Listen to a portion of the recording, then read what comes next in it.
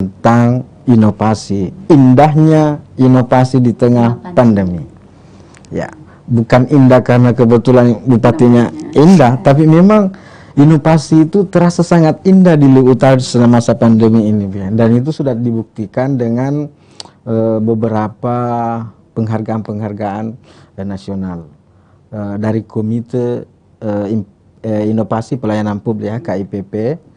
Baru-baru ini Luwu Utara masuk di top 40 Sinofik, 45 Sinofik. Sebenarnya Kemenpan RB. Apa itu bisa dijelaskan, Bunda?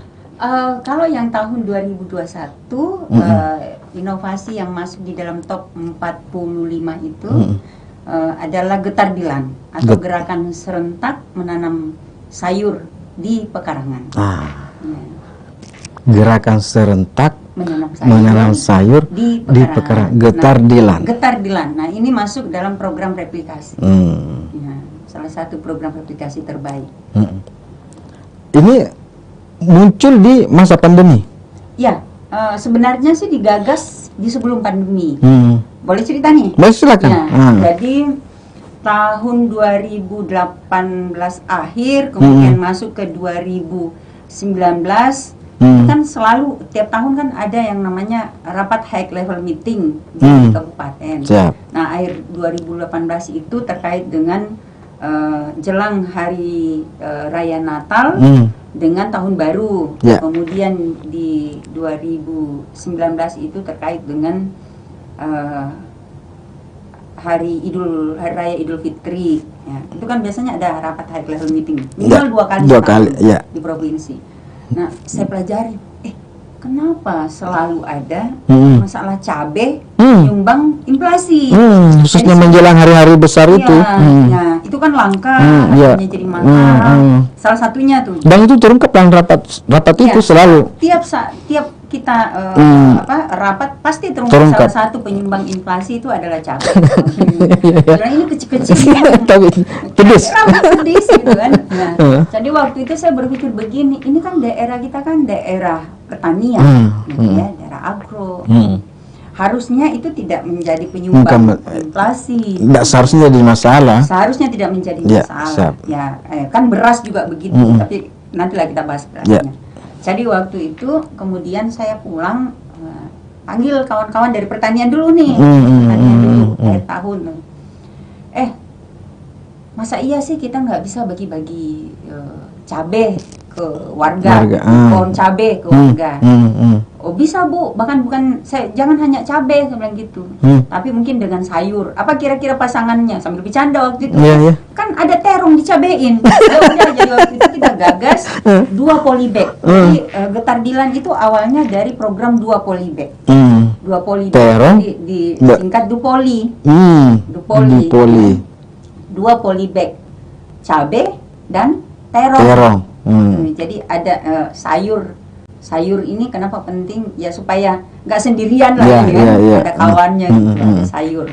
Akhirnya waktu itu panggil lah, tapi saya bilang begini, ini akhir tahun nggak ada APBD ya, bisa nggak kita gerakkan pihak ketiga? Oh bisa Bu, kan banyak mitra-mitra kita, banyak kelompok-kelompok tani. Karena waktu itu pembahasan APBD sudah lewat kan Bu? Iya, dan akhir tahun. Akhir tahun sudah ada peruntukannya. Iya, jadi sudah di penghujung malah kan. Jadi waktu itu udah kita hubungi mitra-mitra, teman-teman hubungi mitra-mitra. Udah siap. Kalau bibit sih gampang lah gitu, yang penting ada tempat persemaian. Saya panggil Dinas Ketahanan Pangan. Ya, karena waktu itu penyuluhan ada di Ketahanan Pangan, di Dinas Ketahanan Pangan. Udah BPP semua kami hubungi ya, untuk menyediakan lahan di kantor BPP. Bersedia semuanya. Yang penting ada lahan persemaian, ya kayak greenhouse lah gitu ya, untuk pembibitan. Udah kita ini 2000 cerita 2018 kan, akhir 2018. Iya, siap. Belum ada kabar pandemi gitu, belum. Udah dimulai itu kita bagi 2 polybag. Sebenarnya sih tujuannya yang pertama itu untuk program tim pengendalian inflasi daerah, dan kebetulan saya kan juga ketuanya, Bupati kan ketua. Nah, ketua hariannya itu asisten 2. Jadi udah kita gagas itu waktu itu untuk TIPD, sebenarnya TPID, tim pengendali inflasi. Berarti itu akhir periode pertama Ibu ya, Bunda? Iya, menjelang sudah persiapan itu tahun keempat ya, tahun sudah ya. keempat. Oke. Jadi setelah itu kemudian masuk pandemi. Ya, ada waktu itu kami lagi bagi-bagi sebenarnya, membagi-bagi apa yang sudah disemaikan. Itu membagi-bagi. Nah, bibitnya sudah siap. Iya. Sudah ada di polybag 2 itu, tinggal disalurkan ke masuk pandemi. Masuk pandemi ya. Jadi kami berpikir jangan 2 aja, tapi ditambah lagi, jadi dari tadi jadi 3. Tomat, cabai, terong. dengan terong.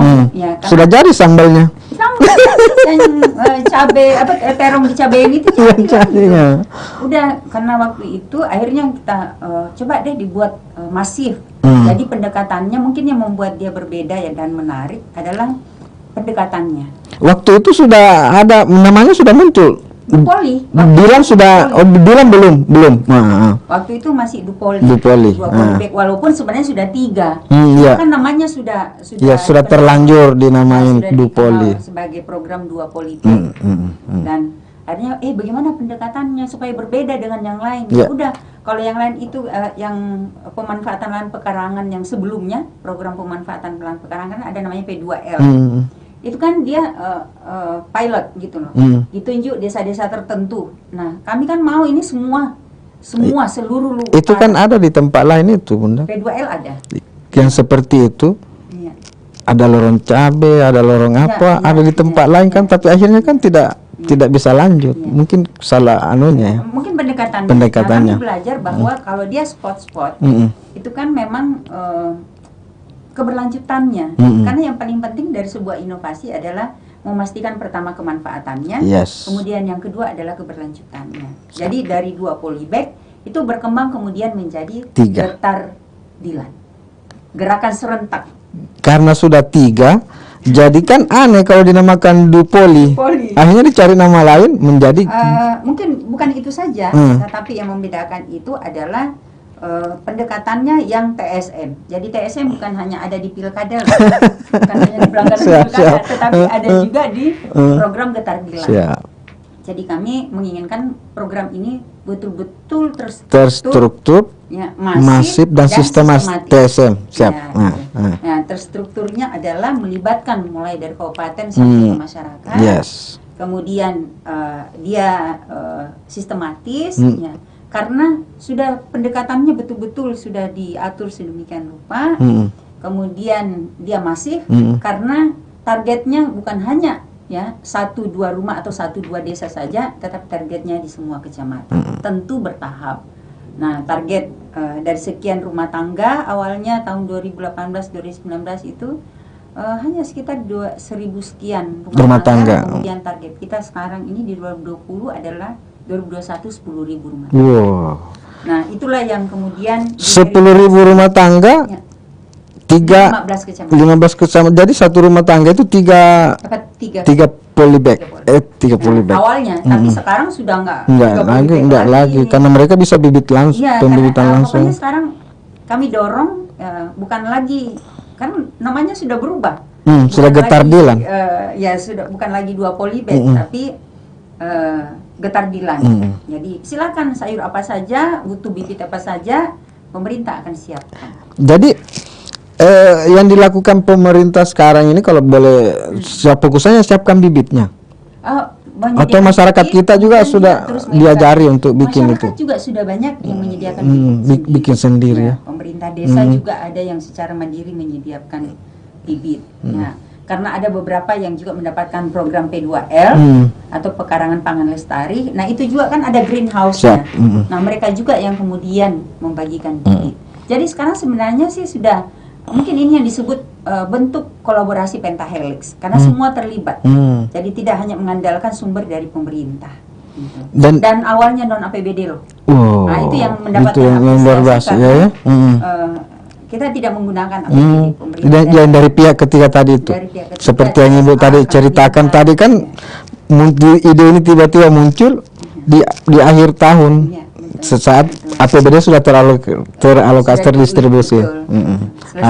Betul-betul memicu kreativitas seorang pemimpin untuk mencarikan sumber Karena saya selalu berpikiran begini, sebenarnya inovasi itu kan tidak selalu membutuhkan biaya dari APBD, tetapi sebenarnya bagaimana menggerakkan potensi yang dimiliki oleh masyarakat. Kalau kita hitung-hitung kira-kira kalau pakai APBD berapa kira-kira waktu itu, Bu ya? Kebutuhan di awal sih tidak besar, karena kalau bibit sayur itu kan relatif lebih murah, lebih murah.